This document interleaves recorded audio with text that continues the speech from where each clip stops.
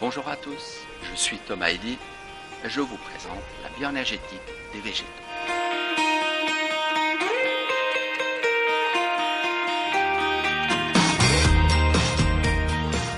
Nous sommes ici dans un verger, dans mon verger qui compte plus d'une vingtaine d'arbres fruitiers. Certains y sont depuis 10 ans, d'autres y sont depuis ce printemps. Et ils m'ont beaucoup appris, ils continuent de m'apprendre beaucoup et c'est exactement ce que j'aimerais partager avec vous.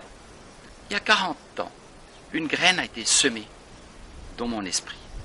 C'est le livre de deux chercheurs américains, Christopher Bird et Peter Tompkins. Ils ont écrit un livre qui était un best-seller sur la vie secrète des plantes. Et ils ont démontré que les plantes avaient des émotions.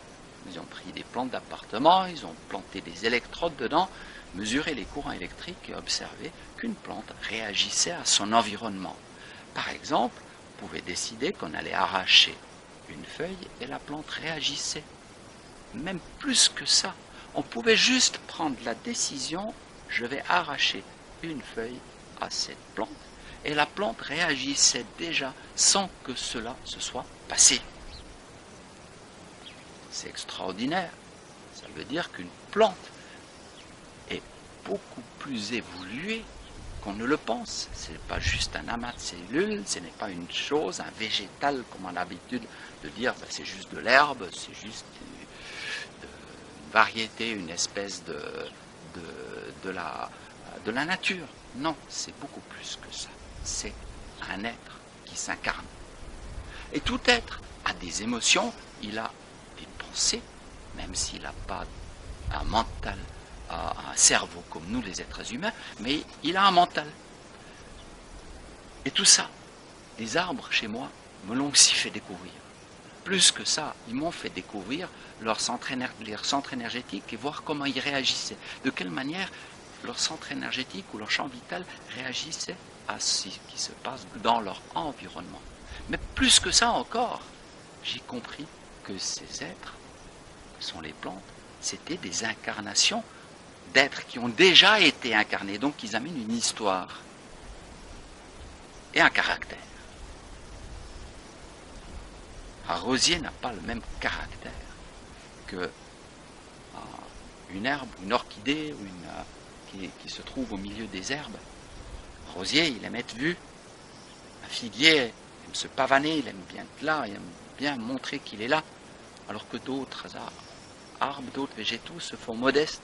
Ils aiment beaucoup plus la vie en troupeau.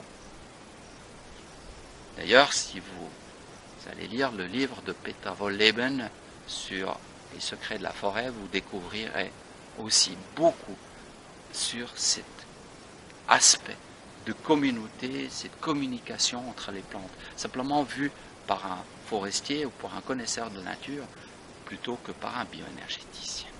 Donc, dans une série de vidéos, je vais vous présenter un peu mes découvertes, montrer de quelle manière ce qui se passe avec les arbres, leurs réactions, leurs maladies, leur état de santé, leur développement, eh bien, c'est pas toujours par hasard que ça se passe ainsi.